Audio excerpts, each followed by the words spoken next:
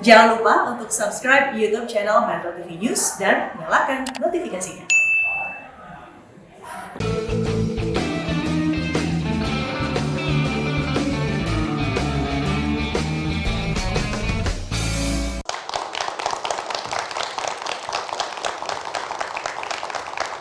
Banyak orang mengatakan ingin melakukan perbuatan baik, tetapi sampai akhir hayatnya, keinginan itu hanya sebatas kata-kata, tidak ada tindakan nyata.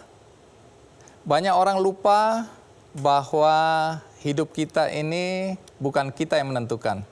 Kita tidak tahu kapan Tuhan akan memanggil kita, sehingga apa yang menjadi keinginan kita untuk berbuat baik, bisa saja tinggal kata-kata. Karena itu tanam kebaikan selagi masih ada kesempatan. Dan hari ini saya mengundang 3 anak muda yang bukan hanya berkata-kata, tetapi mereka bertindak nyata dalam aksi kebaikan. Siapa tamu kita yang pertama? Mari kita sambut Aditya Prayoga. Iya, Adit, terima kasih sudah hadir di acara Kick Andy. Silakan duduk, Dit.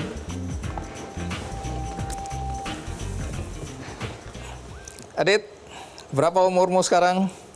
29 tahun. 29 tahun. Asalmu dari mana? Palembang. Palembang. Kemudian pendidikan terakhirmu apa? Tamat SD. Tamat SD? Iya. Oke. Kenapa sampai cuma SD, tanda kutip cuma SD? Saya tuh dari kecil diklaim sama teman-teman, teman di sekolah, teman main, itu nakal. Nakal? Ya, miskin dan nakal. Oke. Orang tuamu pekerjaannya apa? Supir angkot. Nah, yang juga menarik adalah aku dengar kabar bahwa selain tamat selesai sampai SD, kamu dalam masa remajamu, usia yang masih sangat muda, sudah merantau ke Jakarta. Betul itu? Umur berapa ke Jakarta? Waktu itu saya berhenti sekolah, terus saya nakal di penjara. Hah? Umur berapa? Waktu itu SMP kelas 1. Masuk penjara? Iya. Anak seumur itu dimasukkan ke penjara? Ya, karena saya nakal. Saya suka berantem dari kecil. Ngapain ke Jakarta? Saya pengen mencari baik. Oh, mau berubah? Saya tidak mau nyari benar, tapi saya mau nyari baik. Dalam usia yang sangat muda. Jadi di Jakarta kamu tinggal dengan siapa? Sendirian, sebatang kara. Terus makan, mandi, kegiatan sehari-hari bagaimana? Saya tidak punya tempat tinggal, tidur di pinggir jalan, kadang ada kursi panjang ya, saya tidur situ. Depan ruko, saya tidur di bawah ruko itu. Makan? Makan ya jarang makan. Jadi ini menggelandang sebenarnya ini ya? Jadi gelandangan? Gelandangan. Bocah cilik ini? Pernah jadi pemulung saya. Oke, terus pernah apa Pernah lagi? jualan koran, Oke. jaga parkir, jadi Pak Oga. Ini seizin orang tua nggak ke Jakarta ini?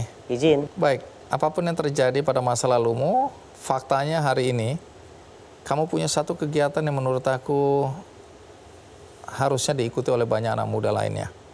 Kegiatan kemanusiaan, kegiatan sosial yang berdampak luar biasa bagi saudara-saudara kita yang membutuhkan. Nah, apa itu nanti kamu ceritakan, tapi kita simak dulu tayangan berikut ini.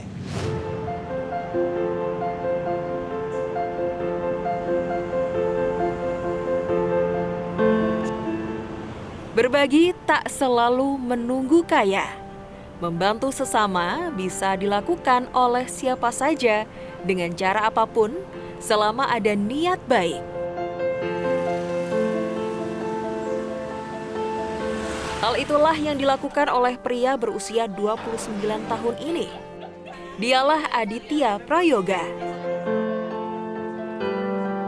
Laki-laki sederhana lulusan SD ini kini memiliki 5 rumah makan gratis bagi orang-orang tidak mampu. Setiap harinya minimal 200 bungkus nasi lengkap dengan lauk pauknya dibagikan kepada mereka yang membutuhkan tanpa membedakan suku, ras, dan agama. Namun siapa sangka, Aditya Prayoga ternyata pernah mengalami kehidupan kelam saat merantau dari Palembang ke Jakarta.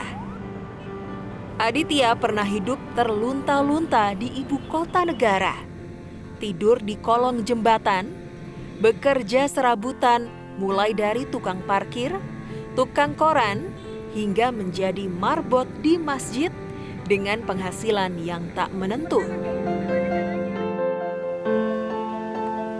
Kegiatan sosial mendirikan rumah makan gratis pun dilakukan Aditya, berawal dari pertemuannya dengan seorang nenek yang sedang mengais sampah dalam keadaan sakit dan hidup sebatang kara. Kemudian dirawat dengan penuh kasih oleh Aditya hingga akhirnya sang nenek meninggal dunia.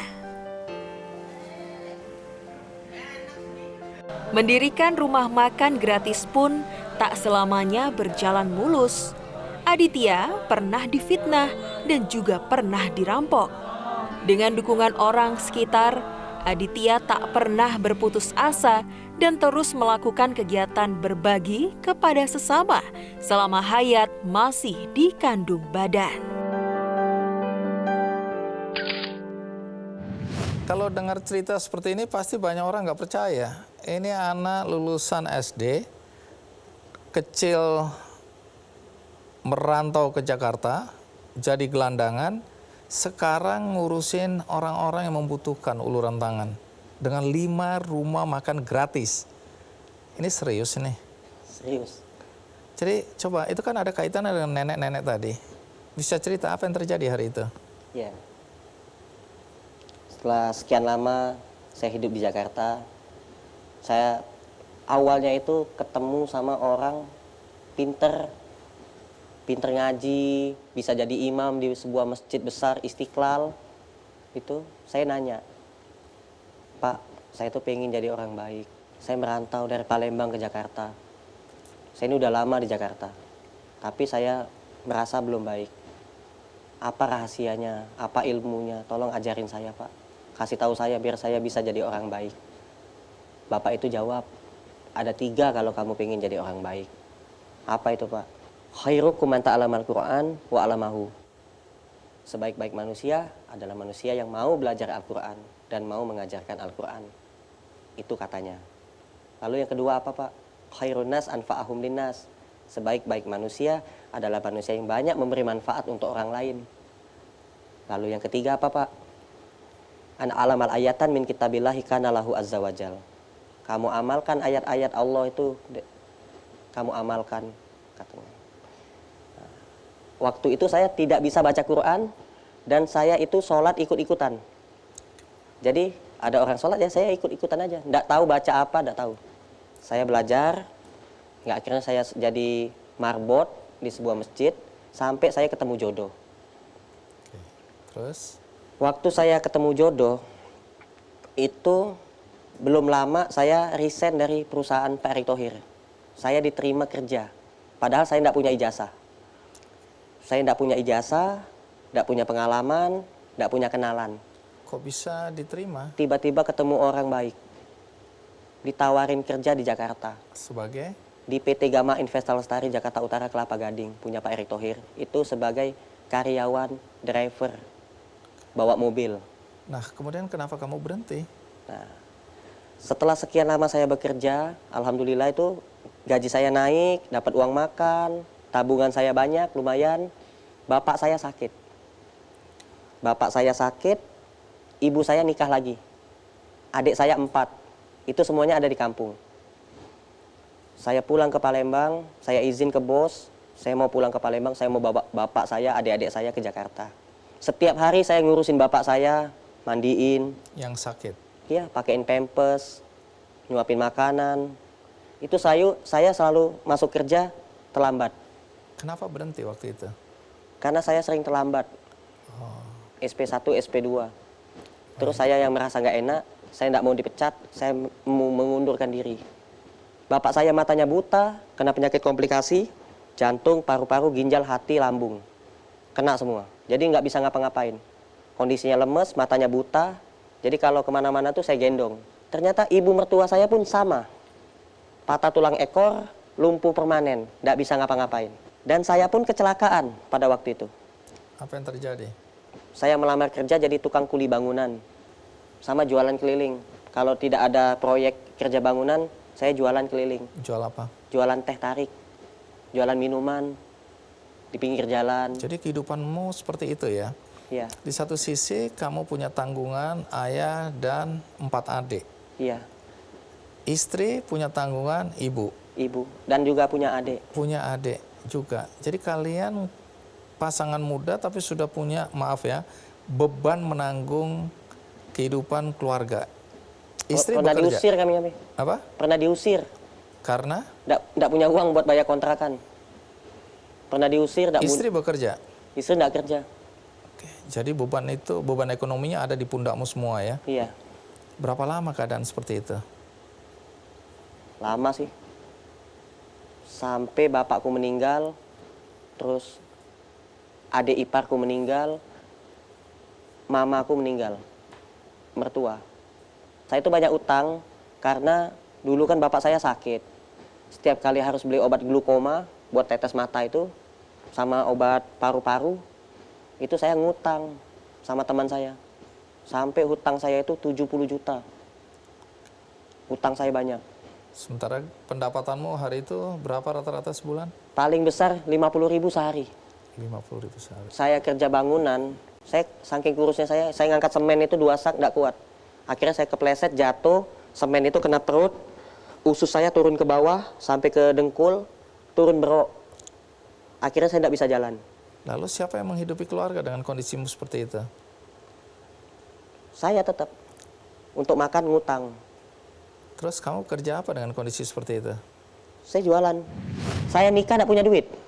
Cuman ada duit 500.000. Sampai sekarang cincin yang dipakai istri saya tuh cincin mainan, bukan cincin emas.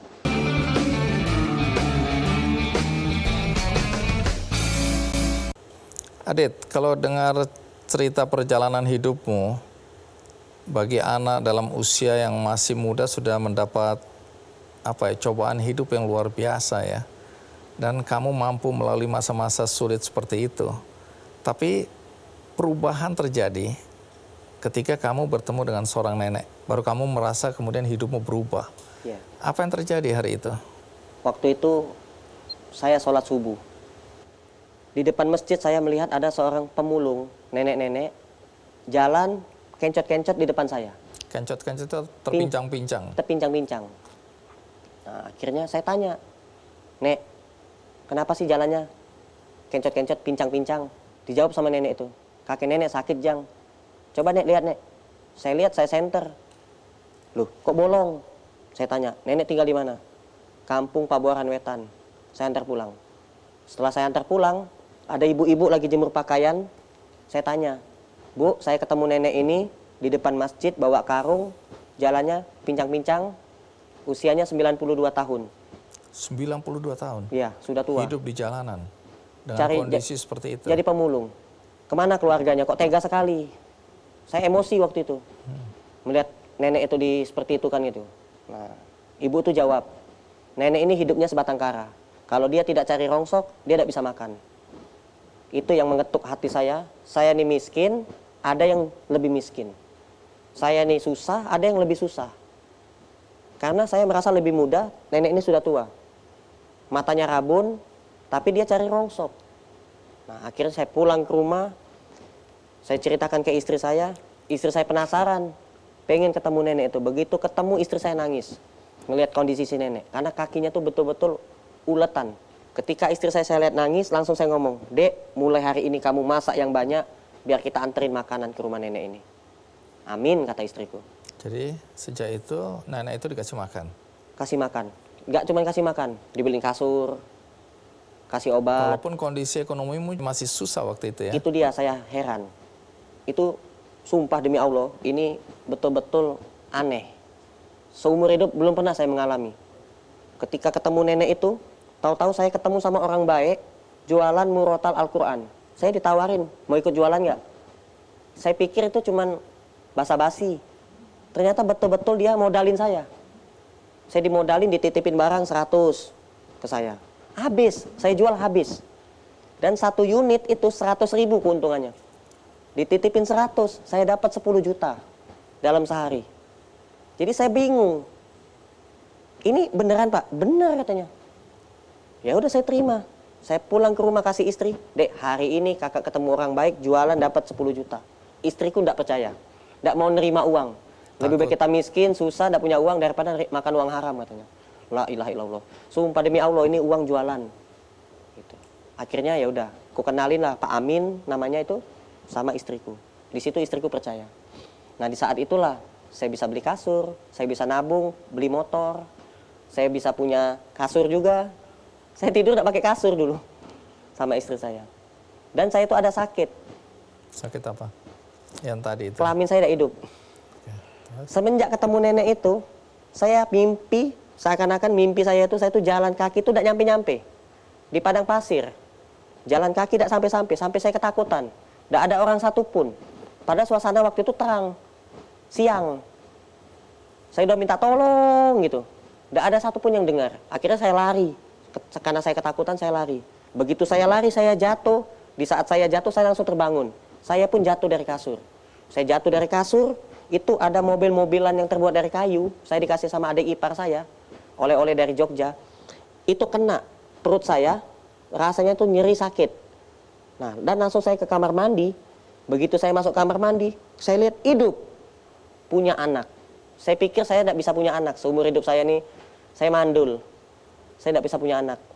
Akhirnya saya punya anak. Sekarang anak saya 3. Wow. Nah, Bagaimana nasib nenek itu? Kalau diceritakan di video akhirnya meninggal ya? sebelum nenek itu meninggal, nenek itu sempat nepak pundak saya. Nah, apa yang di dunia ini belum kamu miliki, nanti kamu miliki. Tepak lagi. Apa di dunia ini belum pernah kamu ketemu sama orang yang pengen kamu ketemu, nanti kamu ketemu. Apa di dunia ini tempat yang belum pernah kamu kunjungi, kamu pengen ke sana, nanti kamu ke sana. 3 kali. Sudah. Saya tuh bingung, ini doa atau apa ini?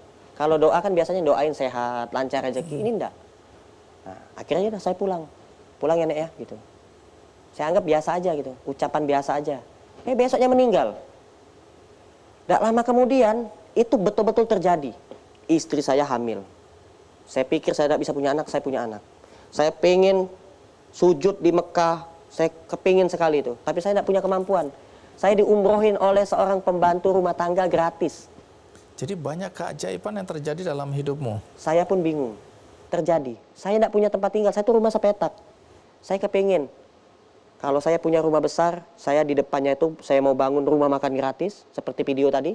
Di atasnya saya mau nampungin anak-anak jalanan yang tidak punya bapak, tidak punya ibu. Saya mau tampungin, yang masih kecil-kecil. Dan terjadi. Anak yatim. Saya dapat rumah gratis, luasnya luas banget. Hampir 500 meter di pinggir jalan raya. Rumahnya besar 2 lantai. Saya pun tinggal di situ. Akhirnya ya selalu mendapatkan kemudahan gitu. Tanpa saya harus keluar uang, ada saja ketemu orang baik, bantu saya gitu. Jadi sekarang kamu punya rumah makan gratis 5. 5 cabang sekarang. Jadi kalau bilang rumah makan gratis itu artinya semua orang boleh datang situ untuk makan gratis. Apapun agamanya, siapapun dia, kucing pun kita kasih makan gratis. Gitu. Baik. Jadi rata-rata tadi disebutkan paling sedikit nih 200 porsi yang disiapkan. Di satu tempat. Di satu tempat. Iya. Artinya dikalikan 5. Iya. Bahkan aku dengar bukan saja rumah makan gratis, belakangan kamu punya banyak kegiatan-kegiatan yang berkembang untuk sosial kemanusiaan ya. Apalagi selain rumah makan gratis? Kita ada program keliling kampung. Apa itu? Program keliling kampung, razia dapur warga. Apa yang dilakukan itu? Saya bentuk tim rumah makan gratis itu, keliling kampung, kita razia dapur-dapurnya orang itu. Kalau di dapurnya tidak punya beras, tidak punya sembako, langsung kita turunin dari mobil, kita kasih. Kita cari lagi, tidak punya beras, tidak punya sembako, kita kasih. Ketemu orang sakit, kita bantu kasih doa, kita kasih sembako, kita kasih uang ala kadar, apalagi yang perlu kita bantu. Tidak punya BPJS, kita bantu urusin BPJS, masukin bawa ke rumah sakit. Itu program kita. Selain mendirikan program makan gratis, itu programnya. Yang ketiga juga ada program lagi, nikah gratis. Oh. Ya, karena saya dulu nikah susah. Saya nikah tidak punya duit. Cuman ada duit 500.000, sampai sekarang cincin yang dipakai istri saya tuh cincin mainan, bukan cincin emas. Tunggu dulu, ini uangnya dari mana? Ada kegiatan bisnis apa yang Anda dan istri lakukan? Saya jualan. Jualan apa? Sampai sekarang saya jualan. Saya dapat tanah itu ada di Pasar Minggu, di Depok. Nah, itu saya buka pecel lele. Tapi yang mengelola orang, bukan saya. Saya Bagi kerjasama. Bagi hasil 50-50%. Jadi berapapun dapat ya bagi 2 untungnya. Tapi sekarang lagi pandemi ini pendapatan menurun. Seperti Oke, itu. artinya Selain itu dengan- juga saya ada bisnis juga. Apa itu? Saya jualan murotal online. Terus istri saya sekarang kan ikut jualan baju di online gitu. Dan juga saya juga ikut kalau misalkan ada bisnis bawang, saya pergi ke daerah Brebes, ada panen apa, saya datang ke sana gitu, jualan gitu. Oke, jadi ada usaha. Serabutan, ya penting kita selalu semangat Dan cari. sampai hari ini tidak ada kekurangan gitu untuk menyiapkan 200 setiap rumah makan gratis, 200 porsi. Alhamdulillah, belum pernah habis. Udah pernah habis sih. Beras tuh ada terus. Ada yang sedekah kan, ada yang ngasih duit buat beli sayur-sayuran, buat beli daging. Ya kita terima gitu.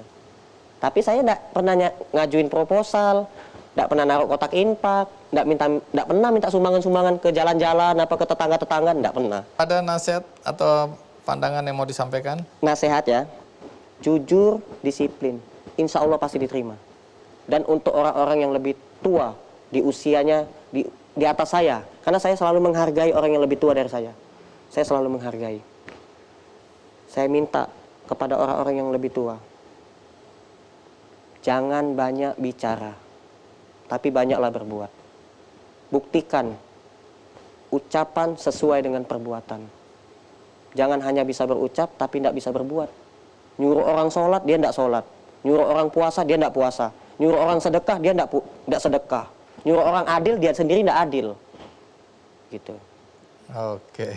Jadi, sesuaikan ucapan dengan perbuatan. Dit, terima kasih banyak ya sudah berbagi cerita, berbagi inspirasi di acara Ki Candy. Mudah-mudahan siapapun yang mendengar, berapapun usia mereka, apapun status ekonomi mereka ya, mereka bisa terinspirasi untuk juga melakukan hal baik dalam hidup mereka. Amin. Aku dengar kamu menginisiasi pembangunan gereja-gereja, renovasi gereja-gereja ya. Bahkan katanya sampai 150 gereja sampai hari ini. Ya.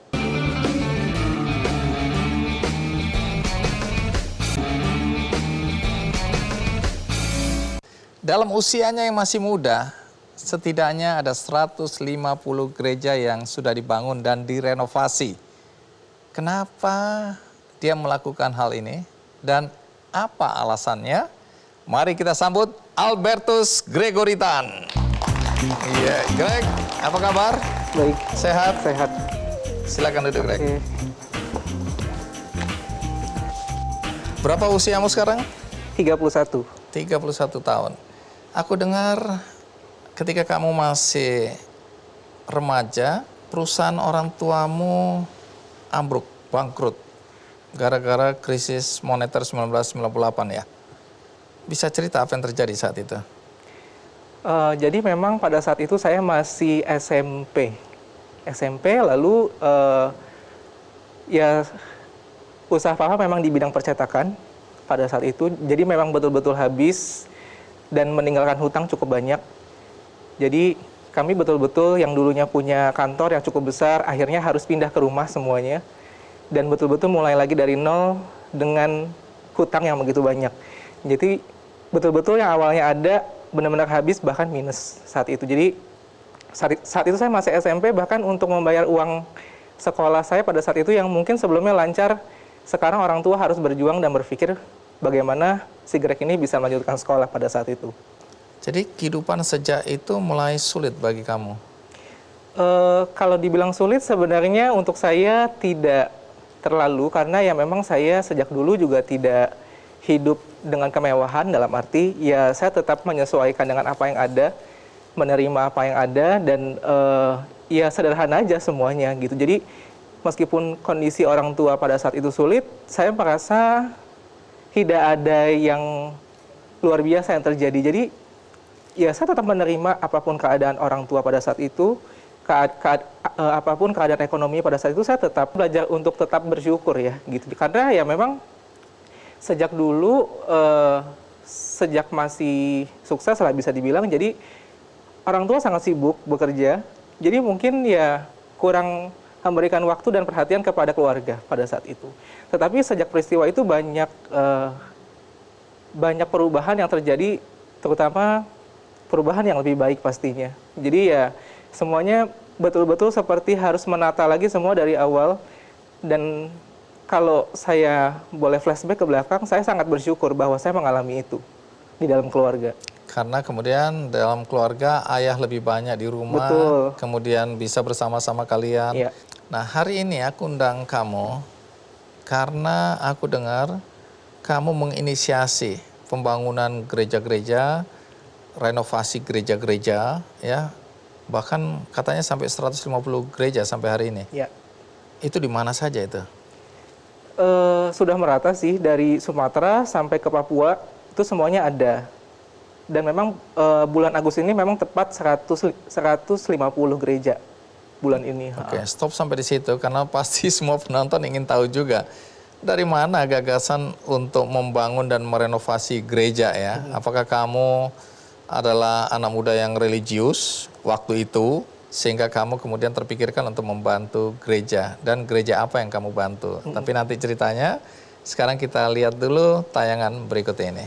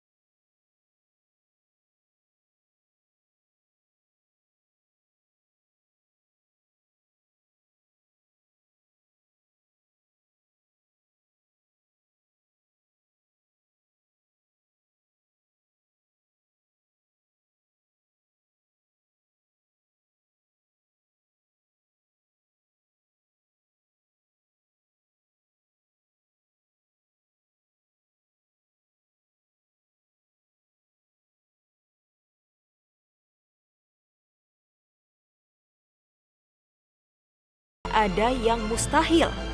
Gerakan yang ia inisiasi ini pun semakin masif dan telah menjadi sebuah yayasan yang bernama Vinea Dei. Melalui yayasan Vinea Dei, Greg dan timnya tidak lagi terbatas pada membangun gereja secara fisik. Kini, mereka berfokus pada pendidikan anak-anak Katolik yang ada di pelosok Indonesia. Sampai sekarang, sudah ada 150 gereja yang dibangun dan 40 anak yang dibiayai pendidikannya. Greg berharap yayasannya ini bisa menjadi oase dan sumber air untuk membantu banyak orang yang membutuhkan.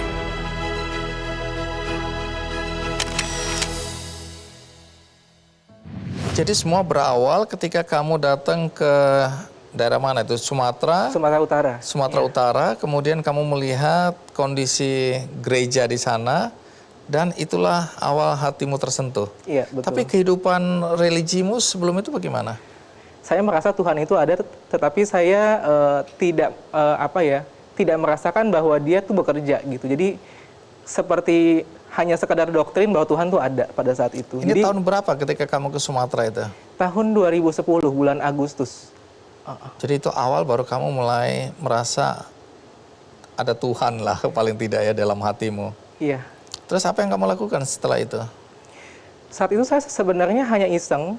Saya unggah semua foto-foto perjalanan saya di halaman Facebook saya pada waktu itu. Lalu sebenarnya setelah pulang itu saya merasa ada dorongan yang sangat kuat untuk saya harus membantu, harus berbuat sesuatu. Hanya saya nggak tahu gimana caranya saya bisa membantu orang-orang yang ada di tempat itu. Karena saya saat itu juga masih mahasiswa, saya nggak punya penghasilan. Jadi ya saya nggak tahu gimana caranya, hanya saya minta sama Tuhan, ya kalau memang ini adalah jalan dan kehendak dari yang di atas, dari Tuhan sendiri, saya percaya pasti akan diberi jalan apapun caranya.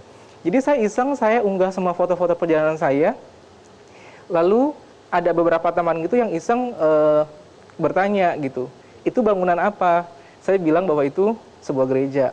Lalu orang-orang itu kan pasti terkejut, loh kok seperti itu gitu. Nah, lalu mereka menyampaikan gimana ya caranya saya bisa berpartisipasi, bisa membantu. Nah, ide awalnya sih dari situ, bahwa saya melihat ternyata media sosial ini bisa dipakai sedemikian rupa untuk menggalang solidaritas.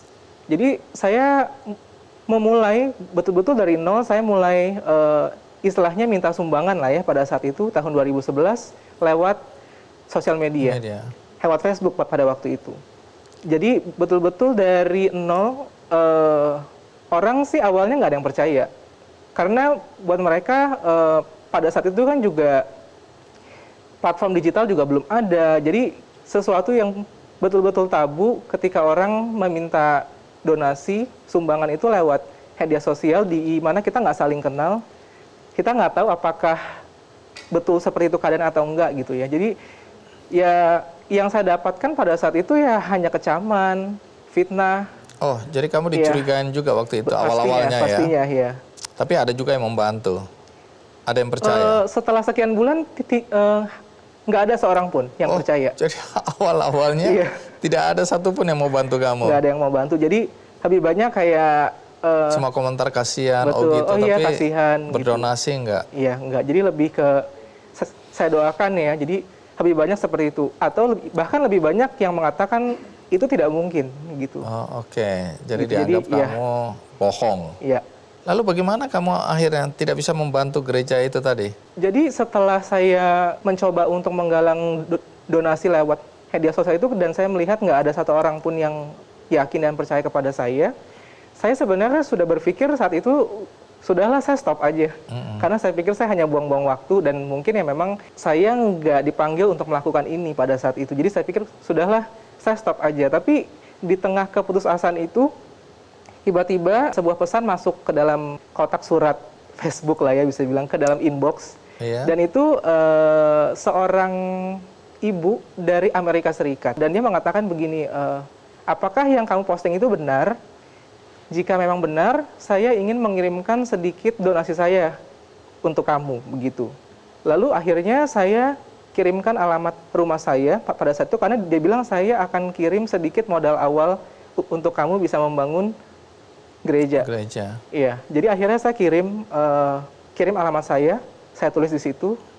Saya kira itu hanya sekedar apa ya, bisa dibilang berbasa-basi lah, mungkin hanya bercanda gitu. Ternyata betul-betul dia kirim uang ke rumah saya dalam bentuk pos, dan itu saya bawa sampai sekarang. Ngirim uang lewat pos? Iya. Berapa nilainya?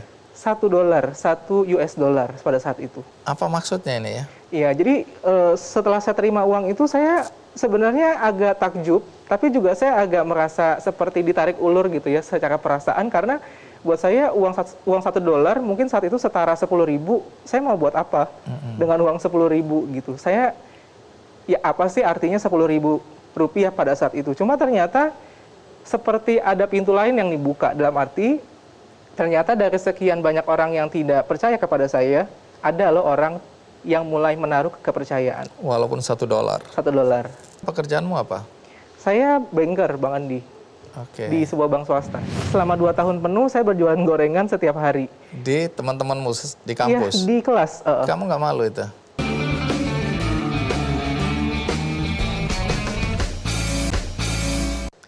Greg, aku mau flashback kembali sedikit karena ada perjalanan hidupmu yang mungkin bisa menginspirasi banyak orang. Kan banyak juga keluarga yang sekarang ini di tengah pandemi, yang usaha orang tuanya bangkrut, orang tuanya kena PHK, kemudian kehidupannya berubah total. Dari yang enak jadi susah lah, kira-kira begitu. Nah, ketika sulit dalam kehidupan orang tuamu dulu, walaupun kamu menganggap tidak sulit, tapi aku dengar kamu ikut membantu untuk biaya sekolahmu ya. Itu bagaimana ceritanya? Jadi memang saya masuk ke Universitas Indonesia selama tepat lulus selama 4 tahun pas. Itu memang sebagian biayanya dibantu oleh beasiswa. Tetapi karena memang biaya hidup, karena saya harus kos pada saat itu, saya kos biaya kosan, lalu saya harus makan dan lain-lain, itu kan semua butuh biaya pada saat itu. Jadi setiap hari, hampir setiap hari lah ya, pada waktu itu saya berjualan gorengan di kampus. Jualan gorengan? Iya. Dari mana kamu dapat gorengan itu? Jadi memang biasanya di kampus itu memang selalu ada orang yang istilahnya memasoklah makanan, karena begitu banyak kegiatan kampus dan begitu banyak mahasiswa yang berjualan pada saat itu. Jadi saya ikut ambil, selama 2 tahun penuh saya berjualan gorengan setiap hari. Di teman-temanmu di Iya, kampus? di kelas. Kamu nggak malu itu? Enggak ya, memang pada saat itu saya berpikir karena memang saya masuk di Fakultas FISIP yang semua mahasiswanya itu sungguh-sungguh apa ya, multicultural lah bisa dibilang. Datang dari berbagai latar belakang dan kebetulan di kelas saya adalah satu-satunya mahasiswa yang memang berlatar belakang keturunan bisa dibilang gitu. Jadi orang-orang mengejek saya ada dalam arti si Greg memang karena warga keturunan jadi memang cari duitnya dengan berjualan. Insting gitu. bisnisnya jalan terus. Iya gitu. Jadi cuman ya saya pikir ya karena saya bisa menghasilkan dan penghasilan itu setiap bulan saya bisa buat untuk bayar uang kosan saya dan makan minum saya selama sebulan. Jadi orang tua betul-betul lagi tidak mengeluarkan biaya pada saat itu. Jadi kamu sudah bisa mandiri dengan Iya, jualan betul. gorengan ya. Sekarang kembali ke 150 gereja yang kamu bangun dan renovasi ya. Bagaimana menemukan gereja-gereja yang perlu direnovasi dan kapan saatnya kamu menggalang dana untuk membangun gereja?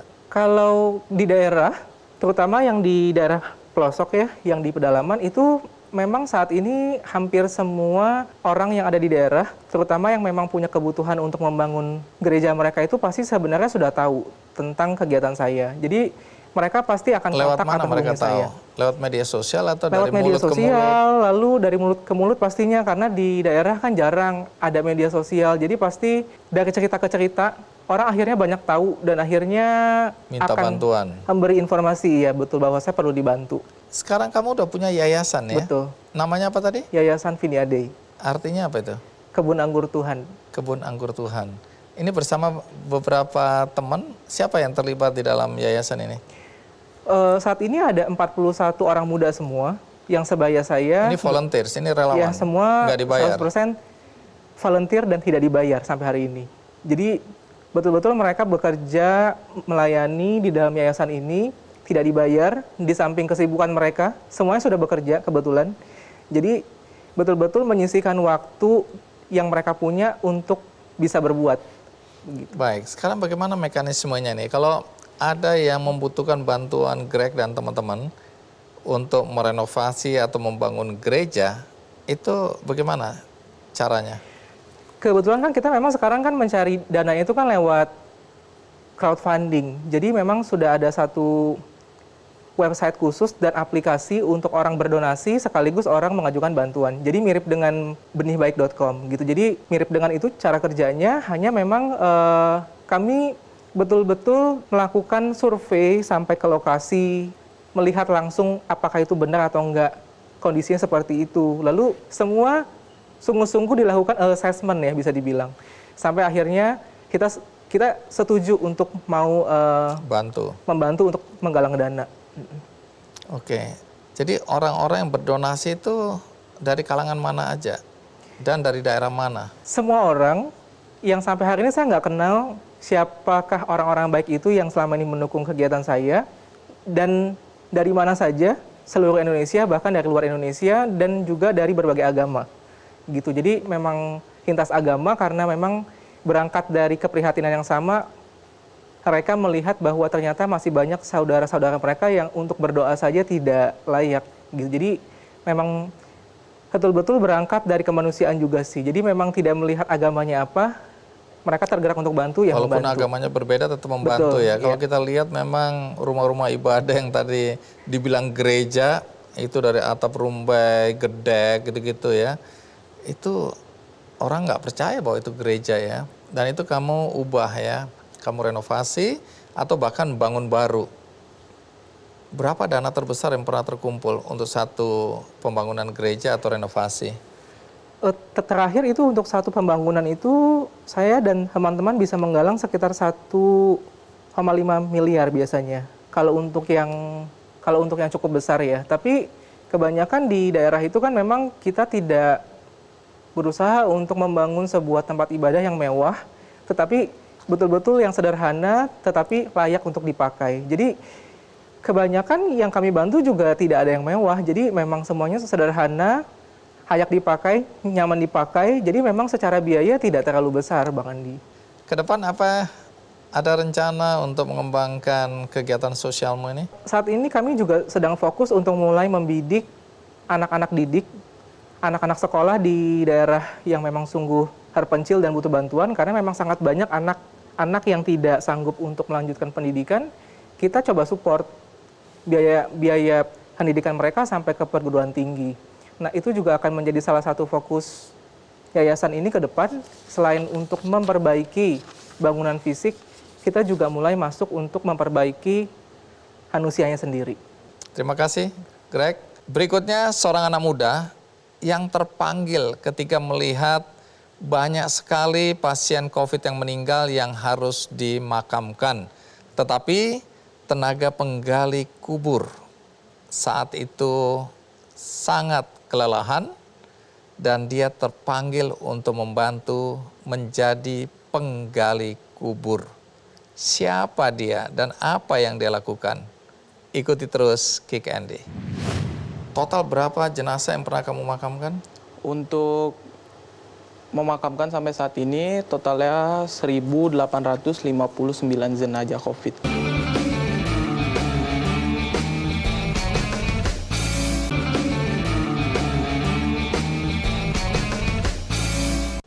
Ketika melihat penggali kubur kewalahan, kelelahan, menghadapi begitu banyak jenazah pasien COVID yang harus dimakamkan, anak muda ini kemudian terpanggil untuk membantu. Bahkan dia berani mengambil risiko kemungkinan tertular COVID. Apa yang ada dalam pikirannya hari itu? Mari kita sambut Akmal Fauzani Fadila. Akmal, terima kasih sudah hadir di acara Kick Andy. Silakan duduk.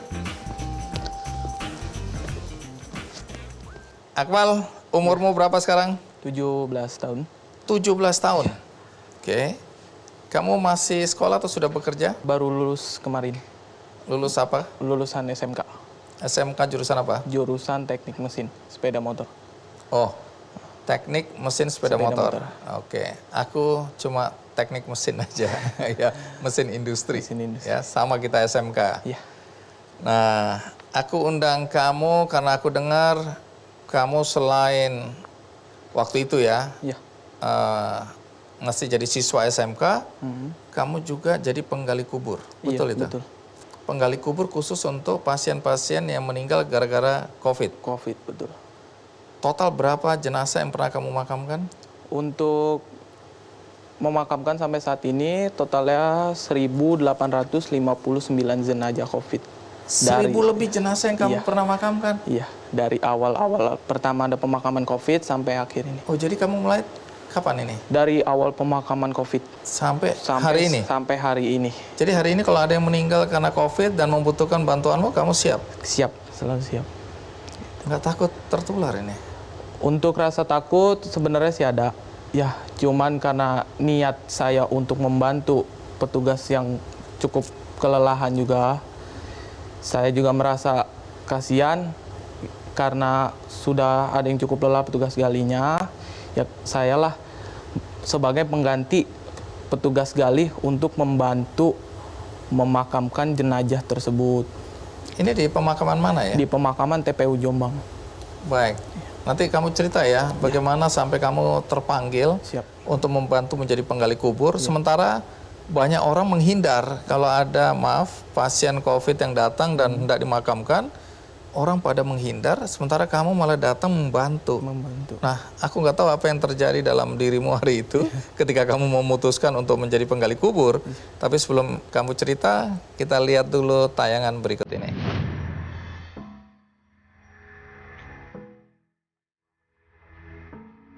Masa pandemi ini membangkitkan semangat tolong-menolong dan berbuat kebaikan untuk sesama.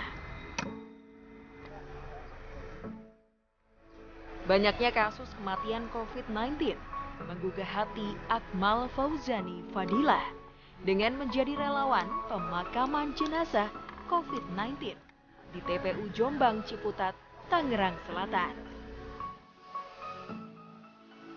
Di masa sistem belajar daring, Akmal yang saat itu masih duduk di bangku SMK meluangkan waktunya untuk kegiatan yang bermanfaat. Dari sebab itu, ia pun menawarkan diri untuk menjadi petugas pemakaman. Pemuda berbadan gempal ini hampir setiap hari berada di TPU membantu petugas pemakaman.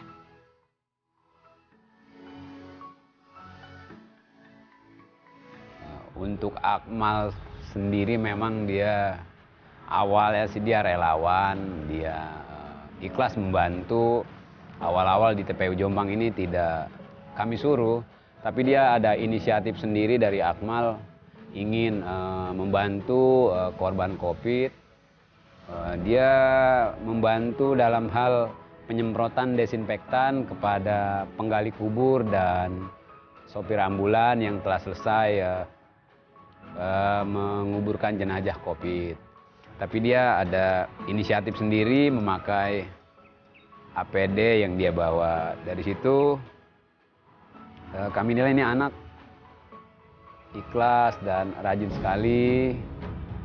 Kami rekrut di TPU Jombang ini sebagai cleaning service biar dia mendapatkan bulanan karena waktu itu dia masih sekolah di SMK kelas 3 belum lulus.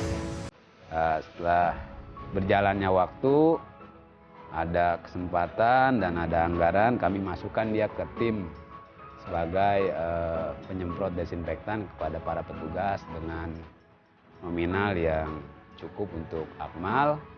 Alhamdulillah sampai sekarang dia masih.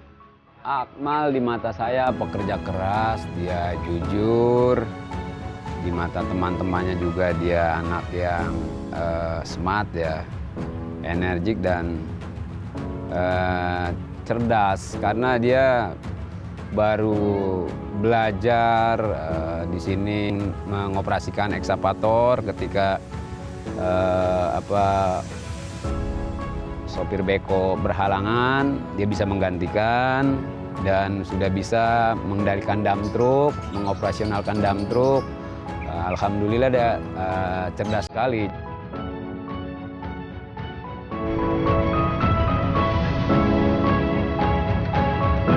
Sejak April 2020, pemuda berusia 17 tahun ini secara sukarela membantu petugas pemakaman hingga saat ini. Akmal berkeinginan untuk melanjutkan pendidikan yang lebih tinggi demi menggapai cita-citanya menjadi seorang perawat.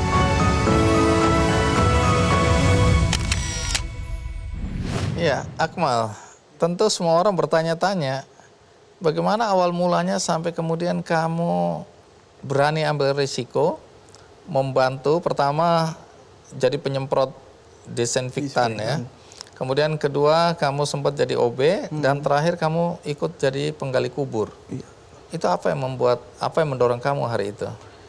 Jadi pas awal-awal pemakaman COVID itu di TPU itu kan sempat kekurangan petugas juga. Dan adapun petugas yang di situ tidak banyak, cuma ada 6 orang.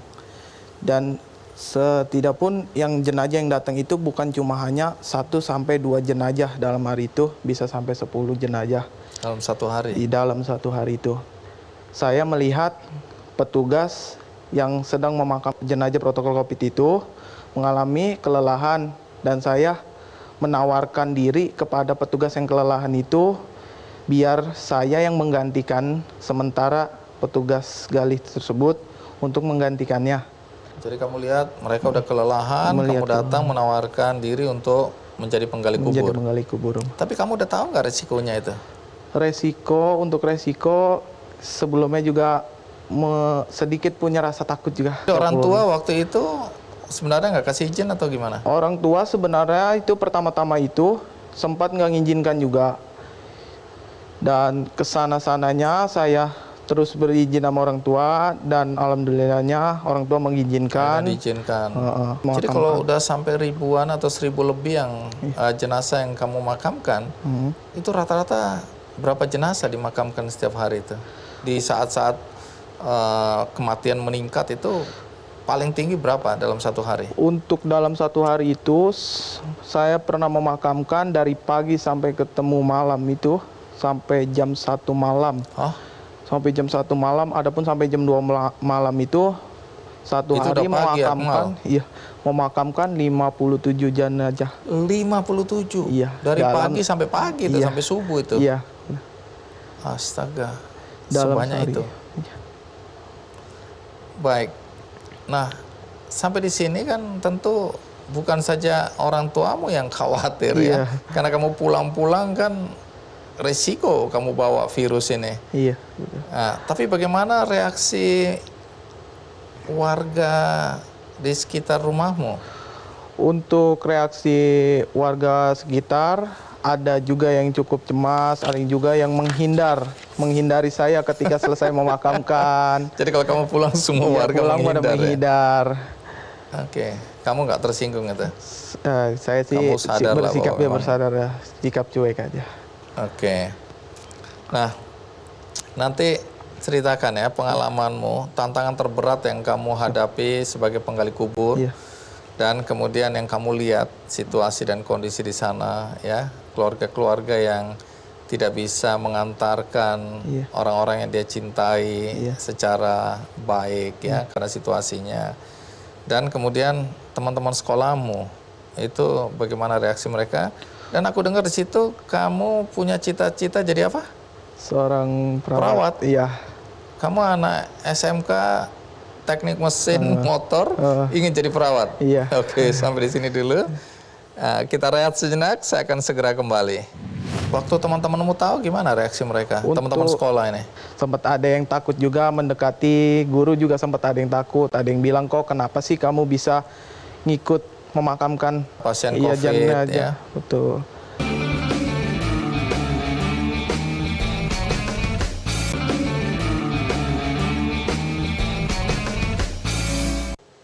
Akmal, tadi kan kamu cerita ada waktu di mana kamu kerja dari pagi ketemu pagi jam 2 pagi misalnya. Sementara waktu itu kan kamu masih sekolah. Apakah kegiatanmu sebagai penggali kubur ini tidak mengganggu sekolahmu? Jadi pas ketika jam pembelajaran online sekolah itu, saya menyempatkan waktu untuk mengutamakan pembelajaran online dari sekolahan. Oh, ini masih belajar online ini ya? Masih belajar. Jadi kamu ngikutin dulu pelajaran secara online. Setelah selesai pembelajaran, baru kamu ke kuburan. Iya, setelah selesai pembelajaran, baru saya melanjutkan membantu petugas gali untuk memakamkan. Waktu teman-temanmu tahu gimana reaksi mereka? Teman-teman sekolah ini? Untuk reaksi teman-teman sih sempat ada yang ngebully juga. Kamu dibully Iya, kenapa? sempat dibully juga pas lagi ke sekolahan. Sempat ada yang takut juga mendekati, guru juga sempat ada yang takut. Ada yang bilang, kok kenapa sih kamu bisa ngikut memakamkan Pasien iya, COVID, jenazah. ya. Betul. Ya emang keinginan saya membantu petugas yang kelelahan, ya saya teruslah bicarakan sama guru, sama teman-teman. Memang niat saya ingin membantu. Nah, aku ingin tahu perasaanmu. Kan kamu memakamkan pasien-pasien COVID yang tidak diantarkan dengan baik oleh keluarganya. Bagaimana kamu melihat itu? Saya sendiri juga merasa, walaupun bukan dari keluarga saya memakamkan jenazah tersebut, saya juga merasa sedih. Keluarga besar jenazah tersebut, almarhum tersebut tidak bisa hadir secara langsung. Jadi kondisi yang menguras perasaan Bener menguras juga perasaan, ya. betul. Karena kasihan kan Iya. kita memakamkan seseorang yang kayaknya sendirian, sepi. Iya. Keluarganya nggak ada yang hadir, nggak bisa hadir, dan memang nggak dibolehkan hadir. Iya. Nah, kembali ke rencana hidupmu ke depan. Kamu lulus SMK, teknik mesin sepeda motor. Iya, betul. Kok tiba-tiba ingin jadi perawat? Bagaimana ceritanya itu? Jadi pas sebelum saya mendaftar SMK ngambil jurusan sepeda motor, teknik mesin itu, saya sebenarnya ingin masuk SMK ngambil jurusan perawatan. Karena nilai saya kurang 2, pas masuk dari SMP ke SMK itu, jadi saya memutuskan untuk beralih ke teknik mesin. Oh, aku paham sekarang. Kenapa kamu membantu menggali kubur? Iya. Ada panggilan Ada panggilan, sebenarnya, betul. ya. Sehingga kamu sebenarnya punya cita-cita jadi perawat, Betul. melayani orang dalam bidang kesehatan. Oke. Dan aku dengar karena diusulkan tadi jadi OB, kemudian jadi penggali kubur, kamu dapat bayaran. Iya, karena ketua TPU Jombang sana melihat kerajinan saya rajin lah setiap hari, dan ketua TPU sana mengusulkan untuk saya mendapatkan gaji lah bahasanya. Oke, terus gajimu kamu pakai buat apa? Untuk nabung. Oh, jadi punya tabungan? Iya, punya tabungan. Berapa tabungannya hari ini? Tabungan hari ini, Iya, untuk menjadi perawat nanti. insya Allah lah bisa mencukupi untuk kesana. Berapa? Boleh tahu dong. Kalau untuk tabungan sekarang ini belum cukup banyak sih. Tapi ada tabungan Tapi ya? ada tabungan. Iya, bagus lah ya. Artinya uangmu tidak sia-sia juga, Iya. kamu tidak dapat gaji, kamu belikan sembarang, tapi kamu tabung karena kamu punya mimpi yang ingin kamu wujudkan ya. Iya, betul. Oke, jadi kita doakan Iya. suatu hari kelak kamu punya kesempatan Iya. untuk melanjutkan pendidikan Iya, di bidang, di bidang keperawatan. keperawatan. Oke, mulia sekali Akmal ya. Apa yang kamu lakukan juga mulia. Kamu tidak cuma sekedar berkata-kata, tapi kamu bertindak nyata untuk berbuat baik bagi sesama. Luar biasa dalam usia yang 17 tahun. Ya, 17 tahun banyak anak-anak lagi sibuk main-main, sibuk dengan mimpinya. Tapi kamu sudah melakukan tindakan nyata. Jadi luar biasa, terima kasih sudah berbagi cerita di acara ini. Sebelum kita tutup acara ini, ada informasi yang menarik tentang kebaikan. Tindakan nyata berbuat baik dalam gerakan kesehatan untuk negeri. Dan perusahaan AIA punya gerakan untuk donasi tabung oksigen untuk masyarakat yang membutuhkan dalam konteks menanggulangi pandemi COVID. Lonjakan kasus COVID-19 di Indonesia menjadi perhatian berbagai pihak. Sebagai perusahaan asuransi jiwa, keahlian utama kami adalah menyediakan proteksi untuk masyarakat. Semangat kami adalah untuk membantu sebaik yang kami bisa dengan sumber daya yang kami miliki di AIA. Dengan kondisi seperti itu, kami sadar bahwa kami perlu memberi upaya melebihi keahlian kami sebagai perusahaan asuransi jiwa. Seluruh tim di AIA bergerak cepat dengan semangat gotong royong. Kami ingin membantu seluas-luasnya masyarakat. Kerana itulah kami lantas meluncurkan AIA Sehat untuk Negeri sebagai respon cepat membantu pemerintah mengatasi pandemi COVID-19. Kami mendapat kesempatan untuk turut serta mengubah Asrama Haji Pondok Gede menjadi rumah sakit darurat pasien COVID dengan mendonasikan 40 high care unit beds. Bersama Yayasan Benih Baik, kami juga mendonasikan ratusan tabung oksigen untuk rumah sakit umum daerah dan puskesmas di 5 provinsi. Kami berusaha agar semangat gotong royong melalui AIA Sehat untuk Negeri ini dapat menyebar bukan hanya di kota-kota besar, tetapi juga menjangkau berbagai daerah dengan lonjakan kasus yang juga tinggi dan butuh perhatian dari berbagai pihak.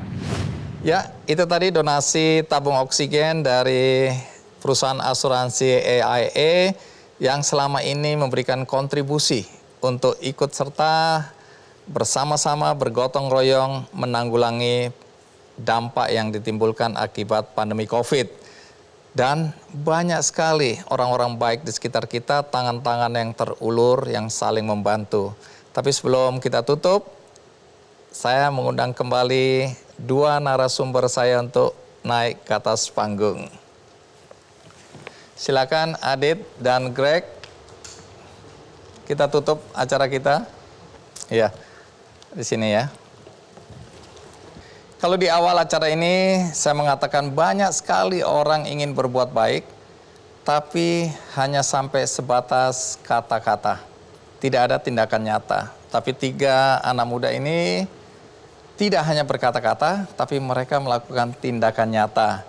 Untuk itu ada sahabat saya, Al-Fatih Timur, yang hari ini ingin memberikan apresiasi dan dukungan terhadap apa yang dilakukan oleh teman-teman. Saya undang teman saya Al-Fatih Timur dari kitabisa.com. Timi. Halo Bang Andi. Terima kasih Timi. Thank you Bang Andi untuk kehadirannya. Halo teman-teman. Silakan sini ya, boleh salam-salaman. Timi. Ya. Ketika aku cerita sedikit tentang mereka, responmu itu luar biasa. Kamu bilang, boleh nggak Bang, aku ikut mendukung apa yang mereka lakukan? Ya. Nah, tentu saja boleh, Timi. Ya. Teman-teman di kitabisa.com kan banyak melakukan kebaikan, mendukung semua gerakan-gerakan kebaikan. Nah, aku minta tanggapanmu dulu tentang apa yang dilakukan oleh 3 anak muda ini. Oke. Pertama, terima kasih ke Bang Andi dan tim Metro TV untuk kesempatannya. Kita senang banget karena sebenarnya Bang Andi, teman-teman di sini nggak asing buat kita. Karena Mas Greg dari 2019 pernah ke kantor, kita pernah ngobrol-ngobrol, dan sekarang udah 140 lebih ya gereja yang diperbaiki, itu luar biasa banget. Mas Akmal baru pertama kali ketemu, tapi tadi dengar ceritanya luar biasa banget, dan ingin jadi perawat itu mulia sekali, dan apa yang udah dilakukan, ikhlas untuk apa ya, tadi menggali kubur sampai 1.000 orang, itu saya nggak kebayang ya. Kita yang nonton di TV aja mungkin kadang takut-takut ya Bang Andi untuk keluar, tapi Akmal memutuskan untuk ke lapangan. Nah Mas Aditya ini juga nggak asing, karena kita juga dari 2019 Mas Aditya udah persistensinya udah nggak bisa nggak perlu dipertanyakan lah. Rumah makan gratis sudah sangat lama, dan kami udah sering dengar. Jadi ketika Bang Andi bilang teman-teman diundang dan kita dapat kesempatan buat dan ini kan sebenarnya bukan dari Kitabisa Bang Andi, seperti biasa dia dari donatur, dan kita dengan sangat senang hati ingin menyampaikan apresiasi ini. Oke, jadi apresiasinya dalam bentuk apa? Dalam bentuk mana? Apresiasi? Oh iya. Ya. Ada secara simbolik diserahkan hari ini. Silakan dibagikan Timi. Oke. Ya. Sebesar 50 juta dari donatur dan orang-orang baik ya di luar sana. Iya, melalui Kitabisa mendapatkan dukungan dan apresiasi sebesar 50 juta. Akmal, semoga untuk pendidikannya ya, insya Allah ya. Lanjut. Mas Greg. Iya, makasih banyak. Sama-sama, terima kasih. Di Kitabisa, teman-teman kan pasti punya pengalaman tentang orang-orang yang berbuat baik bagi sesama, ya, orang-orang yang tergerak hatinya untuk mengulurkan tangan. Dengan bantuan atau dukungan yang diberikan ini, apa harapanmu? Ya, harapannya ini bisa menduplikasi lagi kebaikannya supaya lebih jauh, lebih panjang, dan lebih berkesinambungan. Dan teman-teman di sini saya rasa persistensi dan konsistensinya udah teruji, jadi sedikit dari kami ini mungkin ya sedikit tambahan motivasi juga. Oke, jadi mereka tidak sendirian ya. Betul. Banyak orang baik di sekitar kita dan hari ini kita bisa melihat anak-anak muda sudah berpartisipasi mendorong gerakan kebaikan. Jadi tentu harapannya semakin banyak anak muda yang juga tergerak hatinya untuk berbuat baik. Aku juga mau berbuat baik hari ini dengan berbagi buku. Bukunya Good Habits, Bad Habits. Nah, ini ada pembelajaran tentang kehidupan. Bagi Anda yang menginginkan buku ini, caranya mudah, yaitu melalui kuis di Twitter Kick Andy Show. Juga ada undiannya di website kickandy.com. Dan bagi Anda tadi yang baru mengikuti episode ini di tengah jalan, jangan khawatir karena Anda bisa menyaksikannya dari awal melalui metrotvnews.com. Dan bagi Anda yang ingin berbuat baik, bisa melalui kitabisa.com. Caranya gimana, Tim? Caranya tinggal masuk ke websitenya dan klik donasi, dan tentunya juga melalui benihbaik.com dan jalakasih.com. Oke, jadi berbuat baik bisa dengan cara yang mudah.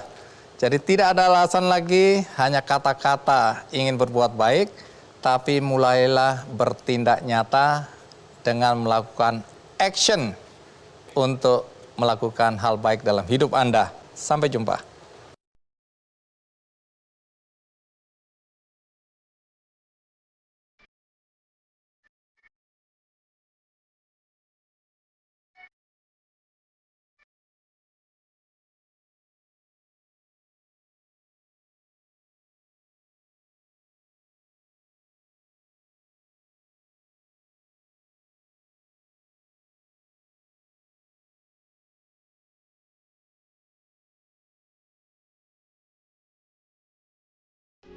Metro TV